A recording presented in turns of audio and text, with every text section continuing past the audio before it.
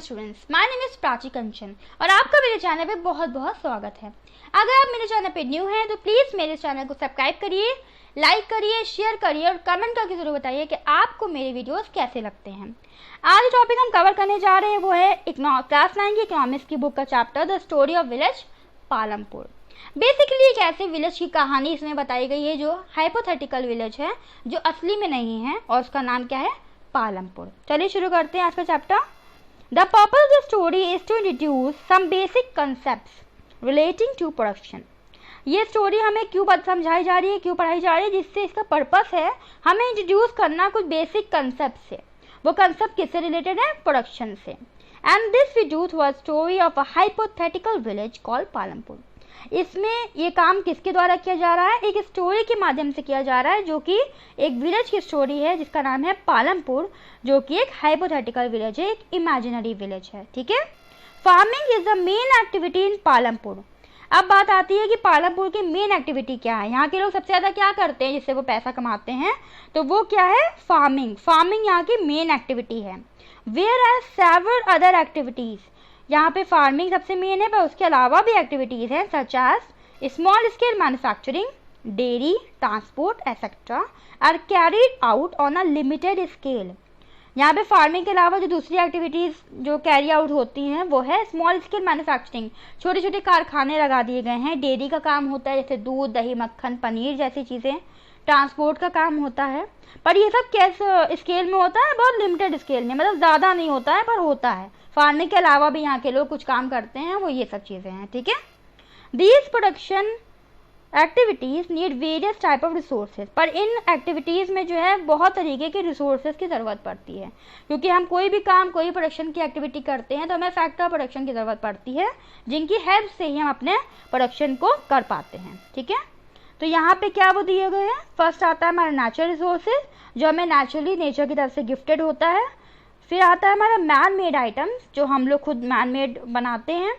फिर आता है ह्यूमन एफर्ट, यानी कि labour, and then money etcetera.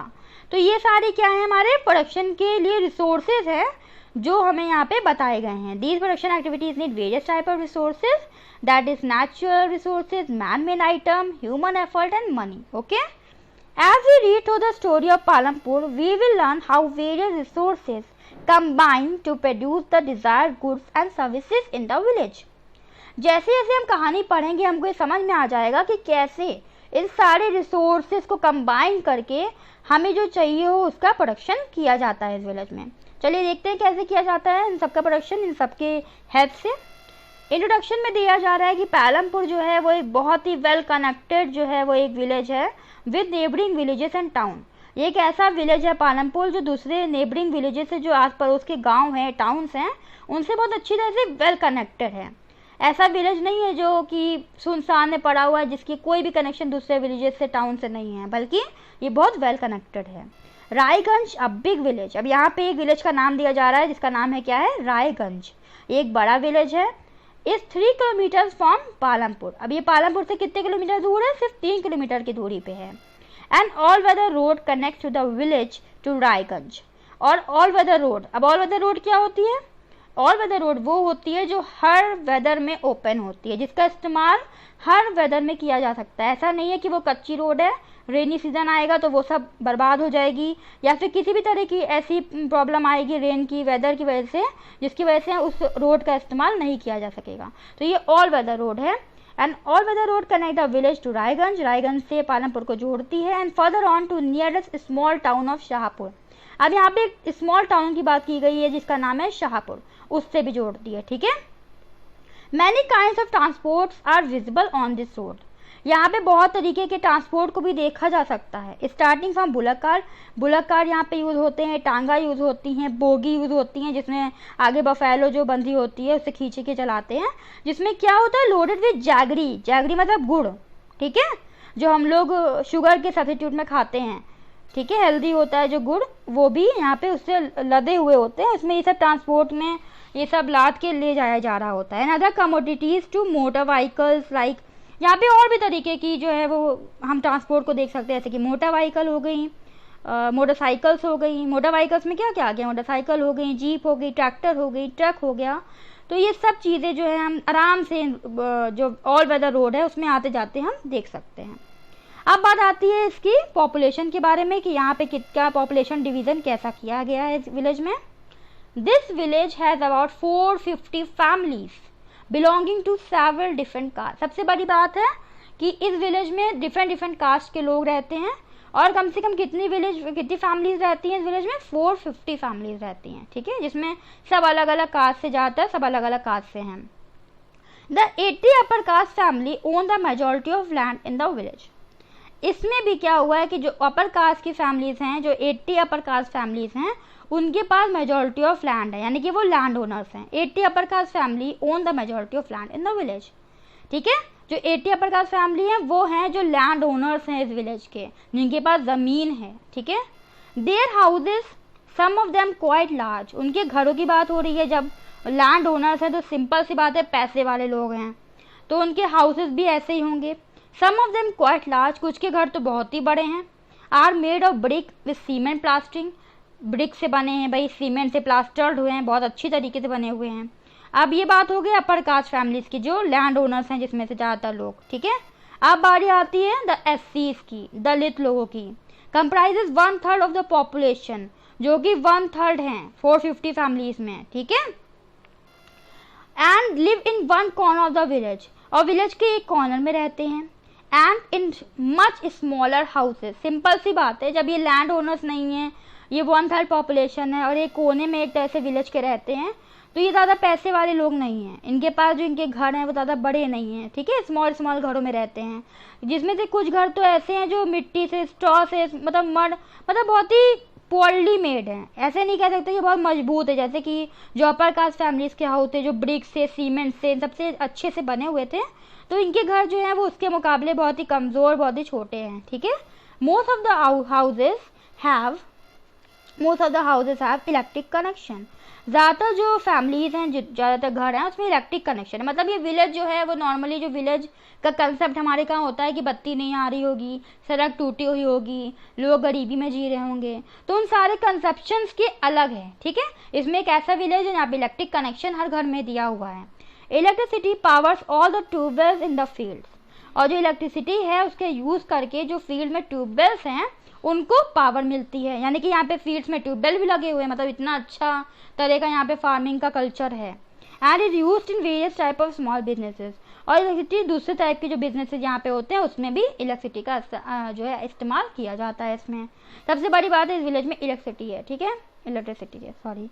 Palampur has 2 primary school. सबसे बड़ी बात आ गई कि सिर्फ यही सब नहीं है, एजुकेशन के लिए भी इस विलेज में काम किया गया है। यहाँ पे 2 प्राइमरी स्कूल्स हैं and 1 high school. 2 primary school और 1 हाई स्कूल है इस पालमपुर विलेज में। There is primary health centre. अब हेल्थ की बात की जाए तो यहाँ पे एक हेल्थ सेंटर भी है जो किसके द्वारा रन किया जाता है, गवर्नमेंट के द्वारा रन किया जाता है। And 1 private dispensary where the sick are treated, और एक छोटा सा दवाखाना भी है जहाँ पे जो बीमार होते हैं उनको ट्रीट किया जाता है। बेसिकली इस गांव में अब तक हमने जितना पढ़ा समझ में आया कि यहाँ पे बत्ती भी है, यहाँ पे जो है वो स्कूल भी है, यहाँ पे हेल्थ सर्विसेज के लिए भी फैसिलिटीज़ हैं। तो एक ऐसे जो नॉर्मल विलेज होता है उससे ये कुछ ज़्यादा अच्छी कंडीशन में ये विलेज है। फिर आता है the description of a show that Palampur has really well developed system of road. अब जो ऊपर इतना हम लोगों ने पढ़ा है उससे हमको इतना तो समझ में आ ही गया कि यहाँ पे जो कंडीशन है वो दूसरे विलेजेस से जो हम देखते हैं या इनके बारे में पढ़ते हैं उससे मतलब अच्छी है, ठीक है। हाँ, यहाँ पे अच्छी डेवलप्ड रोड हैं, सिस्टम ऑफ रोड अच्छी है, क्योंकि हमें देखा कि जो रोड ऑल वेदर रोड है जो हमें दूसरे गाँव से और शहर से जोड़ती है वो बहुत अच्छी है और हर वेदर में हम उसको इस्तेमाल कर सकते हैं। ट्रांसपोर्ट भी यहाँ पे अच्छे हैं, यहाँ पे इलेक्ट्रिसिटी भी की जो है वो फैसिलिटी है, यहाँ पे इरिगेशन भी होता है, स्कूल्स भी हैं और हेल्थ सेंटर भी है। कंपेयर दिस फैसिलिटीज़, ठीक है। यहाँ पे ये कह रहे हैं कि जो नॉर्मली हम विलेज के बारे में जानते हैं उसमें ये सब चीज़ें ज़्यादातर हम देखते हैं कि नहीं अवेलेबल होती हैं, पर इस विलेज में ये सब चीज़ें अच्छे से, मतलब ये जो पालमपुर विलेज जो हमारा हाइपोथेटिकल विलेज है वो एक वेल डेवलप्ड विलेज है, ठीक है। The story of Palampur, an imaginary village, will take us through the different type of production activity in village. अब ये हमें जो पालमपुर विलेज है जो एक इमेजिनरी विलेज है वो हमको बहुत तरीके अलग अलग प्रोडक्शन एक्टिविटीज़ से हमको बताएगा, उसके बारे में बताया जाएगा। और हम जानेंगे कौन कौन सी अलग अलग तरह की प्रोडक्शन एक्टिविटीज़ विलेज में की जाती हैं। इन विलेजेस अक्रॉस इंडिया, अब इंडिया की बात हो गई, हमारे देश की बात हो गई कि हमारे देश में जो विलेजेस हैं उसमें क्या होता है, फार्मिंग जो होती है वो मेन प्रोडक्शन एक्टिविटी होती है। इस गाँव की भी फार्मिंग क्या है, मेन एक्टिविटी है। The other production activity refer to as non farm activities, जो दूसरी तरह की एक्टिविटीज़ होती हैं जैसे कि छोटे छोटे कारखाने लगे हुए हैं या डेयरी का काम है, इसको जो नॉर्मली क्या है कि ये नॉन फार्म एक्टिविटीज़ हैं, इससे फार्मिंग का कोई मतलब नहीं है। ठीक है, include small manufacturing, transport, shop keeping, दुकानें लगा दी लोगों ने छोटी छोटी, ट्रांसपोर्ट का काम हो रहा है, तो ये सब चीज़ें क्या है, ये भी काम हो रहा है, पर ये नॉन फार्म एक्टिविटीज़ के अंदर आता है। We shall take a look at both these type of activities after learning a few general things about production। हम इसके बारे में भी ध्यान देंगे इस चैप्टर में, बस इससे पहले हमें जानना होगा कि प्रोडक्शन क्या होता है। ठीक है, कुछ नॉर्मल चीज़ें हम प्रोडक्शन के बारे में जान लेंगे, फिर इसके बारे में पढ़ेंगे। अब बारी आती है ऑर्गेनाइजेशन ऑफ प्रोडक्शन। अब प्रोडक्शन को कैसे ऑर्गेनाइज करेंगे, कैसे प्रोडक्शन करेंगे, अब इसमें हम ये पढ़ने जा रहे हैं। The aim of production is to produce the goods and services that we want. Normally production क्यों किया जाता है, किसी भी चीज़ का प्रोडक्शन क्यों होता है, क्योंकि हमें वो चाहिए होता है, उस चीज़ की डिमांड होती है। ठीक है, there are 4 requirement for production of goods and services. Goods and service की रिक्वायरमेंट के लिए या उनके there are 4 requirement for production of goods and services. तो गुड्स सर्विसेज की प्रोडक्शन के लिए हमें 4 चीज़ों की ज़रूरत होती है। ठीक है, वही फैक्टर ऑफ प्रोडक्शन। तो क्या क्या होते हैं इसमें दिया हुआ है। First requirement is land. सबसे बड़ी बात है, जब हमारा लैंड ही नहीं होगा तो हम कहाँ से खेती करेंगे, कहाँ से हम जो है वो अपना कारखाना लगाएंगे, कुछ भी करने के लिए हमें ज़मीन चाहिए होती है। The first requirement is land. ठीक है, सबसे बड़ी रिक्वायरमेंट, सबसे पहली रिक्वायरमेंट आ गई हमारी land. And other natural resources, और दूसरे नेचुरल रिसोर्सेज जैसे कि होता है क्या, वाटर, फॉरेस्ट, मिनरल्स, तो ये सब चीज़ें भी होती हैं जो हमारी रिक्वायरमेंट में आ जाती हैं। जैसे जैसे हमारा प्रोडक्शन का काम होता है, जिस तरीके का होता है उस तरह का हमको ज़रूरत होती है। पर सबसे ज़रूरी क्या होता है, लैंड। कुछ प्रोडक्शन ऐसे होते हैं जिसमें हमें वाटर की ज़रूरत होती है, मिनरल्स की ज़रूरत होती है, तो ये सब फर्स्ट रिक्वायरमेंट में आ जाता है। सेकेंड रिक्वायरमेंट क्या होती है, लेबर की। लेबर मतलब कि ह्यूमन एफर्ट, जो लोग काम करते हैं, मजदूर। ठीक है, people who will do the work, जो काम करेंगे उनकी भी ज़रूरत है। अब हमें हमने इंडस्ट्री लगा दी, ज़मीन हमारे पास, इंडस्ट्री लगा दी, अब कोई है ही नहीं वहाँ पे काम करने का। अब हर चीज़ तो आप मशीन से नहीं करवा सकते ना, लेबर की ज़रूरत तो होती है। तो वही इसमें बताया गया। सेकेंड रिक्वायरमेंट क्या है, लेबर की। Some production activities require highly educated workers to perform the necessary task. कोई प्रोडक्शन एक्टिविटीज़ ऐसी होती है जिसमें भैया हम किसी को भी नहीं रख सकते, उसके लिए हमें एजुकेटेड वर्कर्स की ज़रूरत होती है, क्योंकि वो ज़रूरी काम करने के लिए जो हमें प्रोडक्शन के लिए ज़रूरी है उसमें हमें एजुकेटेड वर्कर्स की ज़रूरत होती है, एजुकेटेड लेबर की ज़रूरत होती है। ठीक है, other activity require workers who can do manual work.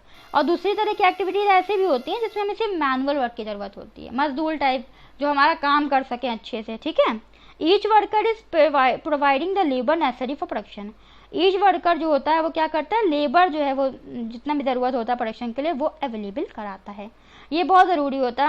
हमारी कंट्री में जो है प्रोडक्शन की कॉस्ट मतलब इसलिए भी कम आती है क्योंकि हमारे का जो लेबर है वो सस्ता है। ठीक है, जहाँ पे पॉपुलेशन ज़्यादा होती है वहाँ लेबर ज़्यादा होता है, तो क्या होता है, पैसे उसके एवरेज में जो होता है उसी हिसाब से कॉस्ट आती है। The third requirement is physical capital. Third requirement अब यहाँ बता रहे हैं फिजिकल कैपिटल के बारे में। अब ये फिजिकल कैपिटल क्या है, that is a variety of input required at every stage during production. Variety अलग अलग तरह के इनपुट्स हमें चाहिए होते हैं। अभी हम फर्स्ट स्टेज पे हमको किसी और तरह का इनपुट चाहिए, अभी हम और ज़्यादा इम्प्रूव एडवांस स्टेज पे आ गए तो हमको कुछ और चाहिए, तो इसी को कहते हैं फिजिकल कैपिटल। ठीक है, हर प्रोडक्शन की स्टेज पे हमें कुछ इनपुट चाहिए, उनकी ज़रूरत होती है, उसी को हम फिजिकल कैपिटल कहते हैं। What are the item that come under physical. अब कौन से आइटम होते हैं, चलिए पता लगाते हैं। पहला क्या होता है, the tools, machine and building, यानी कि ये फिक्स कैपिटल के अंदर आ गए। फिक्स कैपिटल मतलब आपने खरीद लिया, सालों साल इनका इस्तेमाल करेंगे आप। ठीक है, आपको हर साल नहीं बदलना, एक बार खरीद लिया बहुत साल तक इनका इस्तेमाल कर सकते हैं। तो ये हमारे किस में आ गए, फिजिकल कैपिटल में आ गए। ठीक है, tools and machines range from very simple tools such as a farmer plough to sophisticated machines such as generator, turbines, computer etc. अब टूल्स और मशीन की बारी कर रहे हैं तो भैया क्या बहुत बड़ी बड़ी मशीन है, सिर्फ को मशीन कहते हैं, नहीं, छोटे छोटी मशीन जो फार्मर यूज़ करते हैं अपनी खेती बाड़ी में उसको भी मशीन कहते हैं। ठीक है, फार्मर का प्लग भी जो है तो मशीन के रूप में काम करता है। और उसके अलावा जो बड़ी बड़ी मशीनें होती हैं जो बहुत ज़्यादा सॉफिस्टिकेटेड होती हैं, जैसे कि जनरेटर हो गया, टर्बाइंस हो गए, कंप्यूटर, ये भी मशीन्स हैं। ठीक है, tools, machines, building can be used in production over many years. इनको बहुत साल तक इस्तेमाल किया जा सकता है and are called fix capital. और इनको क्या कहते हैं? Fix capital. मतलब इन्वेस्टमेंट कर दिया हमने, अब ये कई साल तक हम इस्तेमाल कर सकते हैं। अब सेकेंड आता है हमारा raw materials and money in hand. अब रॉ मटेरियल क्या होता है बच्चों? रॉ मटेरियल मतलब वो चीज़ें जो हम प्रोडक्शन करने में जो है वो कच्चा माल जिसे कहते हैं, जिसकी ज़रूरत होती है किसी भी चीज़ को फिनिश करने में, फिनिश प्रोडक्ट बनाने में। ठीक है। Production requires a variety of raw material such as the yarn use by the weaver. जो वीवर है, जो धागा यूज़ करता है वीवर, वो क्या है? उसके लिए कच्चा माल है। ठीक है। And also the clay use by the Potter. और पॉटर के लिए क्या कच्चा माल है? क्ले। उसके लिए रॉ मटेरियल क्या हो गया? क्ले।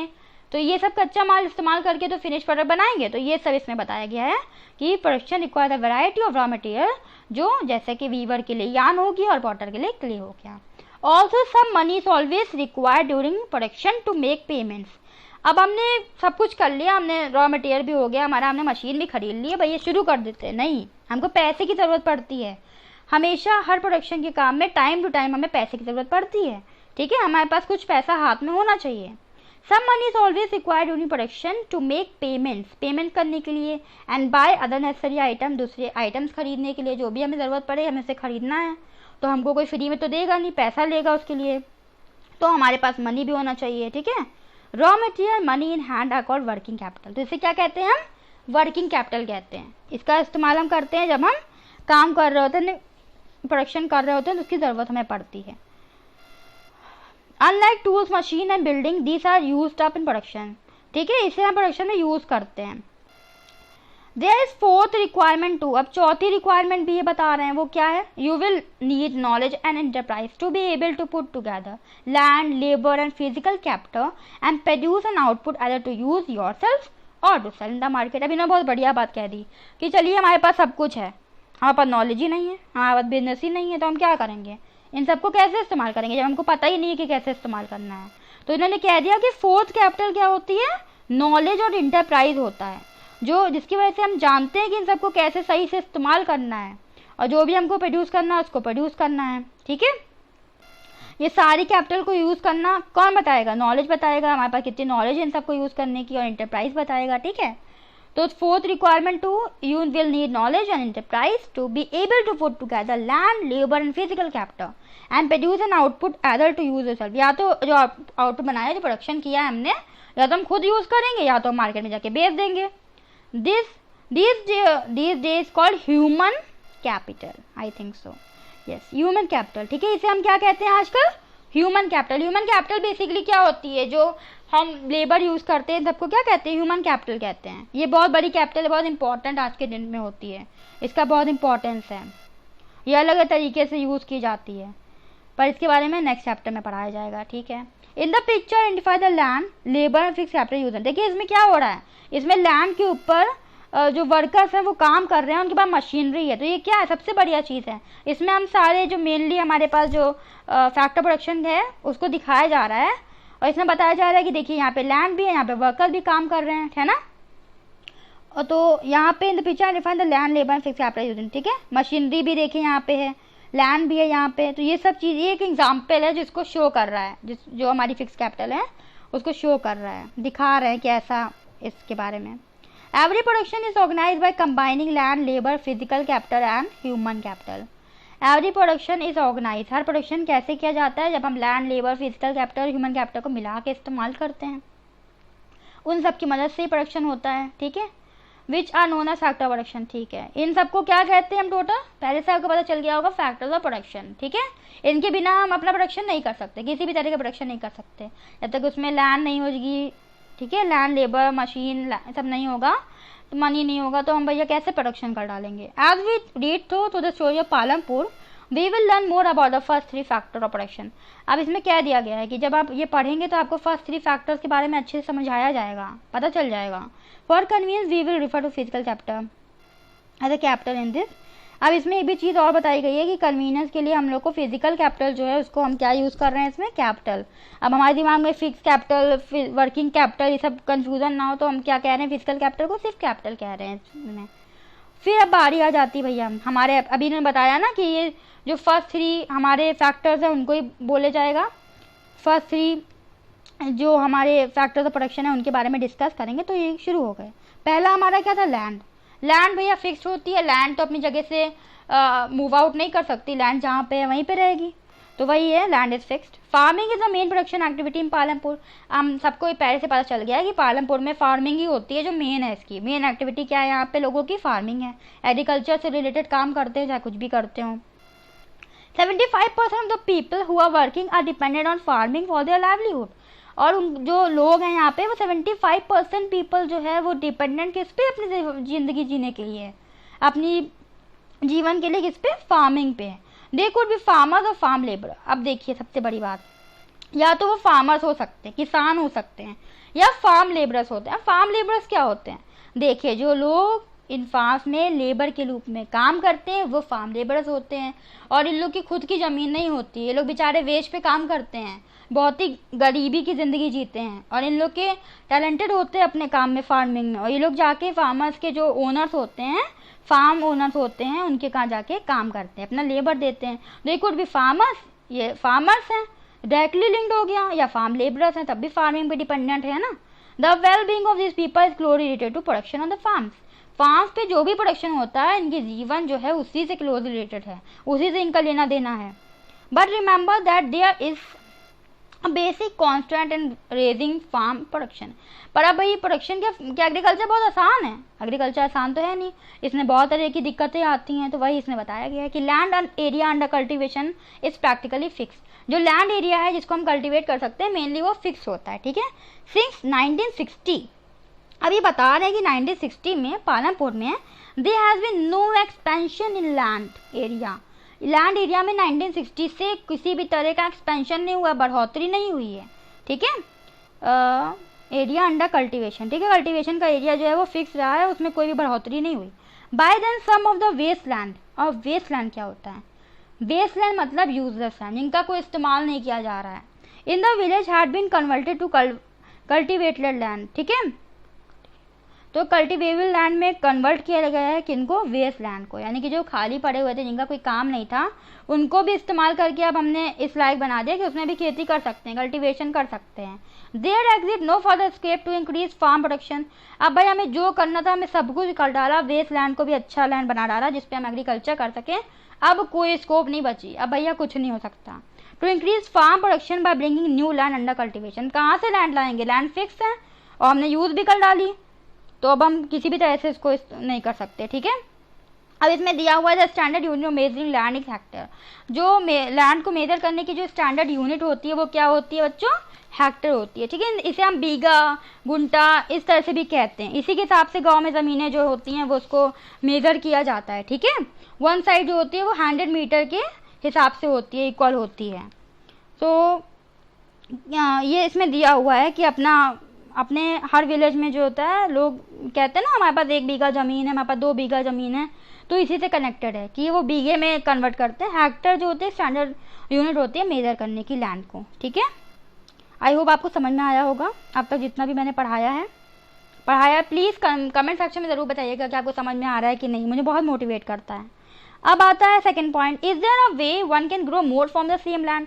अब बात आती है क्या कोई ऐसा रास्ता है कि मतलब ज़्यादा हम ग्रो कर सकें सेम लैंड से, क्या कोई तरीका है, one can grow more from the same land, एक ही लैंड है और हमको ज़्यादा ग्रो करना है, भाई ये कैसे होगा, चलिए देखते हैं।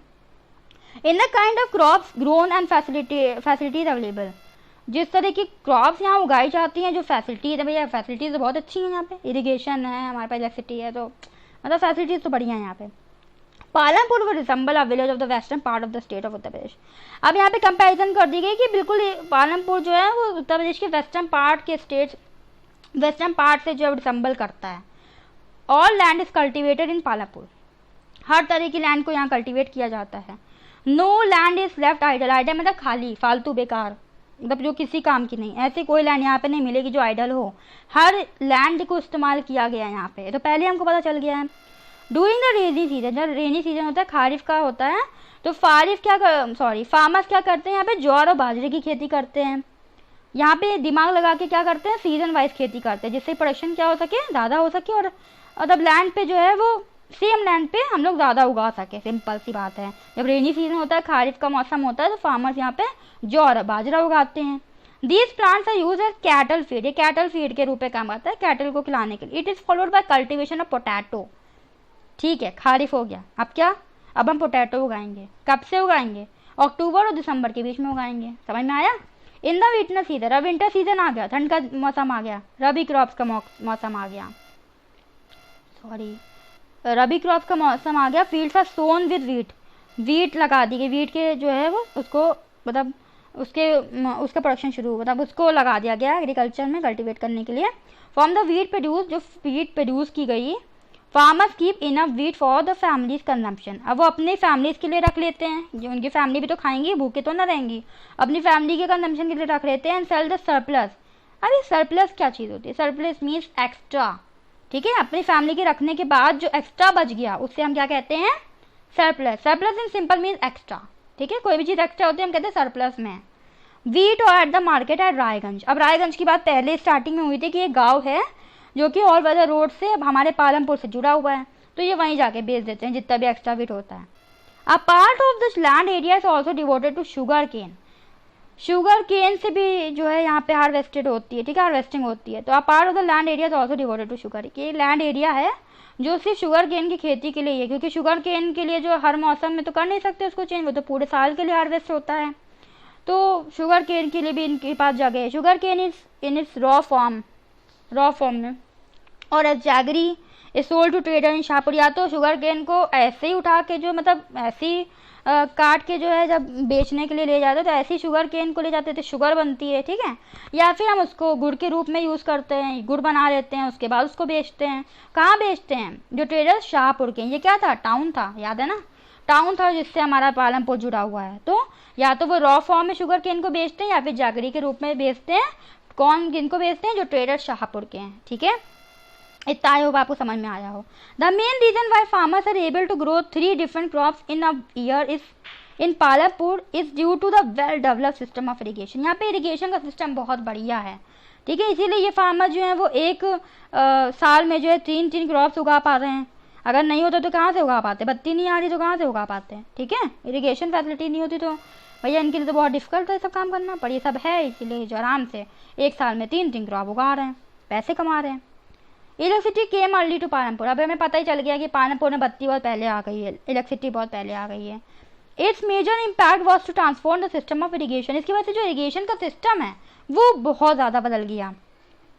पर्शियन व्हील्स वर टिल देन, पहले क्या पर्शियन व्हील जो बड़े बड़े नहीं होते हैं व्हील्स टाइप के, जिसमें बहुत पहले के ज़माने में जो यूज़ किए जाते थे, जिसमें वो राउंड राउंड घूमता था, उससे पानी निकलता था, जिससे कि क्रॉपिंग कल्टीवेशन इरिगेशन एक तरह से किया जाता था। ठीक है, वो पहले के ज़माने में होता था, पर जब ये इनका इलेक्ट्रिसिटी आ गई इसमें इनका इरिगेशन का सिस्टम ही बदल गया, इसकी वजह से भी ये काम कर पाते हैं। ठीक है, use by farmers to draw water from the wells and irrigate small field. ठीक है, छोटी छोटी फील्ड्स को वेल्स से सहायता से इरिगेट करते थे जब इनके पास ये सिस्टम नहीं था। People saw that the electricity run tubewell could irrigate much. अब लोगों ने क्या देखा कि जो इलेक्ट्रिसिटी से जो ट्यूबवेल चलते हैं वो बहुत अच्छा इरिगेशन कर सकते हैं, मच लार्जर एरिया को कर सकते हैं, है ना, मोर लार्जर एरिया को इफेक्टिवली कर सकते हैं।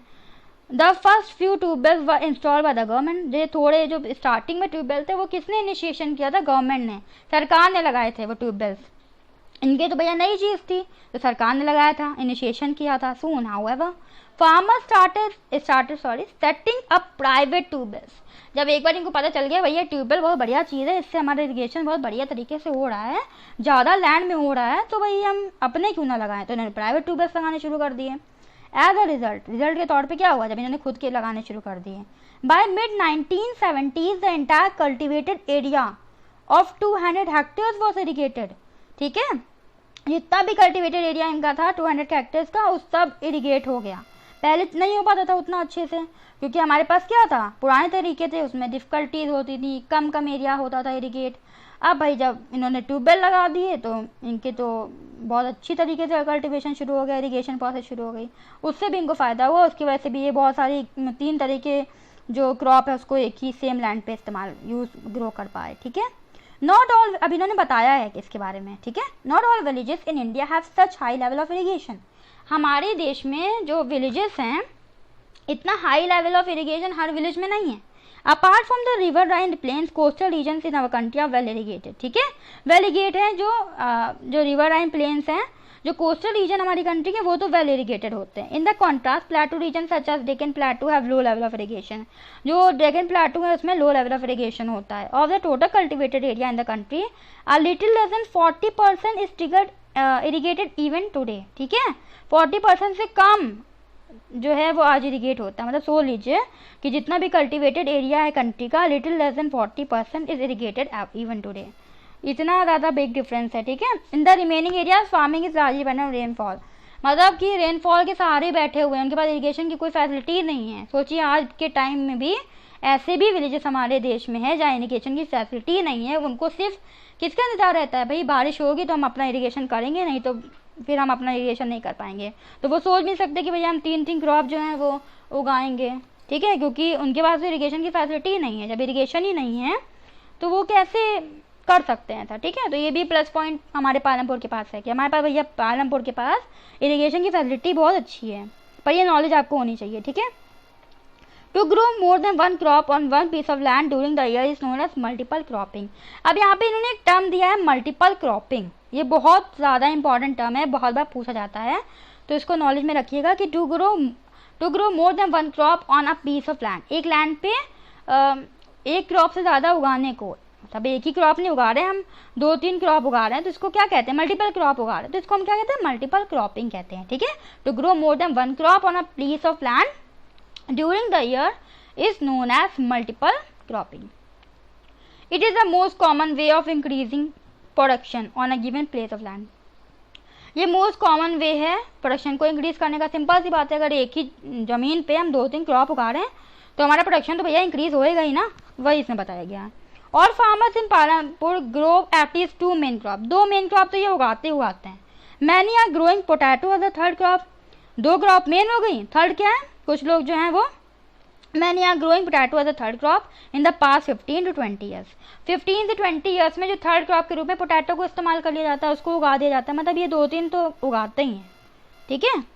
इस मामले में पालमपुर बहुत बढ़िया है। यहाँ पे कल्टिवेटेड एरिया दिया हुआ है ईयर्स के हिसाब से नॉलेज देने के लिए, ठीक है। अब मेन क्या आ जाता है,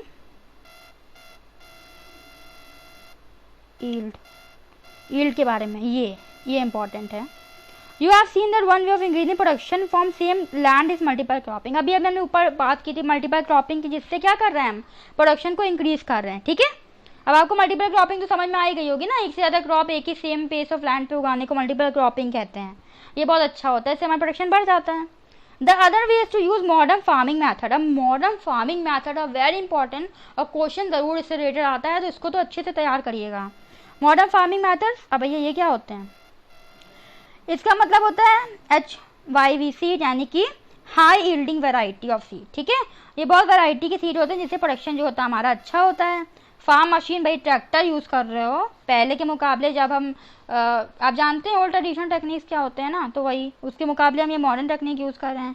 फर्टिलाइज़र यूज़ कर रहे हैं, आजकल तो नॉर्मल सी चीज़ है, आपको पता होगा। पेस्टिसाइड यूज़ कर रहे हैं, डैम्स हैं, भाई इलेक्ट्रिसिटी है हमारे पास, पम्प सेट यूज़ कर रहे हैं, कैनाल्स हैं, तो हम बहुत बढ़िया मेथड यूज़ कर रहे हैं मॉडर्न फार्मिंग के, जिसकी वजह से हमारा प्रोडक्शन जो था वो बहुत हद तक पहले के मुकाबले इंक्रीज हो गया, ठीक है। ये जो आपको एग्जाम्पल दिए गए मॉडर्न फार्मिंग के, इनको अच्छे से समझ लीजिएगा क्योंकि बहुत इंपॉर्टेंट है और बहुत बार पूछे जाते हैं, ठीक है, इंपॉर्टेंट है ये। अब चलिए देखते हैं। Yield is measured as the crop produced on given piece of land during a single thing. Yield क्या होती है, yield मतलब प्रोडक्शन जितना प्रोड्यूस हुआ है उसको हम yield कहते हैं, ठीक है। Yield is measured as the crop produced on a given piece of land, एक लैंड पे एक सिंगल सीजन में कितने प्रोडक्शन क्रॉप का हुआ, उसे हम क्या कहते हैं, yield। कितनी yield हुई आपकी, इससे पता चल जाता है कितना अच्छा प्रोडक्शन हुआ, ठीक है। Till the mid 1960s तक the seed used in cultivation were traditional ones. जो सीड्स बीज हम यूज़ करते थे खेती के लिए वो ट्रेडिशनल तरीके से ट्रेडिशनल थे। वे रिलेटिव लो यील्ड, हमें ज़्यादा यील्ड नहीं मिलती थी, ज़्यादा उससे क्या कहते हैं, उपज नहीं होती थी, हाँ उपज नहीं होती थी। Traditional seed needed less irrigation, पर उसमें क्या था, इरिगेशन कम से कम चाहिए होता था। और फार्मर जो काऊ डंग था उसको यूज़ करते थे नेचुरल मैन्योर के रूप में, फर्टिलाइजर्स के रूप में, ठीक है। और these were readily available for the farmer who did not have to buy them, और उन्हें खरीदना नहीं पड़ता था, ठीक है। उनके पास कैटल होती थी तो काऊ डंग आराम से अवेलेबल हो जाता था उनको, और उसको नेचुरल मैन्योर के रूप में, फर्टिलाइजर के रूप में इस्तेमाल करते थे, तो उनको कुछ भी बाहर से खरीदना नहीं पड़ता था। पर एक ही कमी थी कि ईल्ड जो होती थी, उपज जो होती थी, वो बहुत कम थी, ठीक है। जब ग्रीन रेवोल्यूशन आया लेट 1960 में, ठीक है, इंट्रोड्यूस हुआ, तो क्या हुआ, the Indian farmer to cultivation, the green revolution in the late 1960 introduce the Indian farmer to cultivation of wheat के कल्टिवेशन के जो है इंडियन फार्मर को जो करा गया, and rice using high yielding varieties, जो अभी हमें डिस्कस किया, ऑफ सीड्स, ठीक है। इन तरह के सीड्स को लेके हमने क्या किया, वीट और राइस उगाने शुरू कर दिए। Compare to the traditional seeds के मुकाबले अब क्या हुआ, द हाई HYV सीड जो थी promise to produce much greater amounts of grain on single plant. इन्होंने कहा भैया ये सीड जो मॉडर्न सीड है, जो हम आपको ग्रीन रेवोल्यूशन के बाद से जो ज़्यादातर यूज़ होने लगी, उससे क्या है कि हमारा जो अमाउंट है प्रोडक्शन का वो बढ़ जाएगा, इन्होंने प्रॉमिस किया। As a result the same place of land would now produce far larger quantities of food grains. अब हमारी उपज बहुत ज़्यादा बढ़ गई, पहले कम होती थी अब ज़्यादा होने लगी, ठीक है। जो हम सोच नहीं सकते थे उतनी होने लगी, मतलब क्वान्टिटी उसकी बढ़ गई। HIV seed however needed plenty of water, पर इसमें बहुत ज़्यादा पानी की ज़रूरत होती थी। पहले ट्रेडिशनल वे में क्या था, पानी की ज़रूरत नहीं होती थी, हम नेचुरल मैन्योर काऊ डंग यूज़ करते थे। पर अब क्या है भैया, हम ये यूज़ कर रहे हैं, हमें इसके लिए पानी की ज़रूरत पड़ती है। ऑल्सो केमिकल फर्टिलाइज़र, हम केमिकल फर्टिलाइज़र की ज़रूरत पड़ती है, and chemical fertiliser and pesticide. इसका नेगेटिव इम्पैक्ट भी पड़ा, पर वो लेटर ऑन हम आपको समझाएंगे। तो इनकी ज़रूरत पड़ी तो प्रोड्यूस बेस्ट रिजल्ट। अब इससे क्या हुआ, हमें बेस्ट रिजल्ट मिलने लगे, हमारी ईल्ड बढ़ने लगी, हमारी खेती और अच्छी होने लगी, प्रोडक्शन और अच्छा होने लगा। Higher yields were possible only from a combination of HYV seeds, irrigation, chemical fertiliser, pesticide. ये बता रहे हैं कि आपको ये सब चीज़ें यूज़ होने लगी, ठीक है, और इसी से सिर्फ जो है हमारा जो प्रोडक्शन है वो बढ़ने लगा था। Farmers of Punjab, Haryana and western Uttar Pradesh were the first, ठीक है, टू ट्राई आउट